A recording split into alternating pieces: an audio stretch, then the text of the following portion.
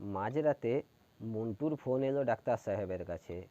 Montu phone করে বলছে, doctor সাহেব, আমার স্ত্রী অ্যাপেন্ডিক্সের ব্যথায় ঘুমাতে পারছে না, প্রচণ্ড ব্যথা করছে, আপনি তাড়াতাড়ি আসুন।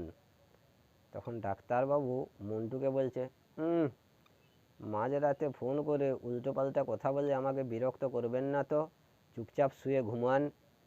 ফোন কেটে দিল।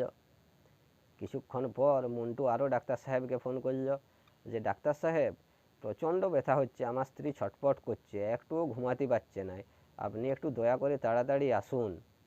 তখন রেগে এই ডাক্তার সাহেব বলছে যে, শুনুন মন্টুবাবু, গত বছর যখন আপনার স্ত্রী পেটের ব্যথায় ছটফট করছিল, তখন আমি নিজের হাতে অ্যাপেন্ডিক্সটা কেটে বাদ দিয়ে দিয়েছি। একজন মানুষের দুটো অ্যাপেন্ডিক্স হয়, এটা আমি কখনো শুনিনি। তখন ডাক্তার সাহেবের এই কথাটা শুনে মন্টু বলছে, ডাক্তার সাহেব, এইটা নিশ্চয়ই শুনেছেন যে একজন মানুষের দুটো স্ত্রী হয়।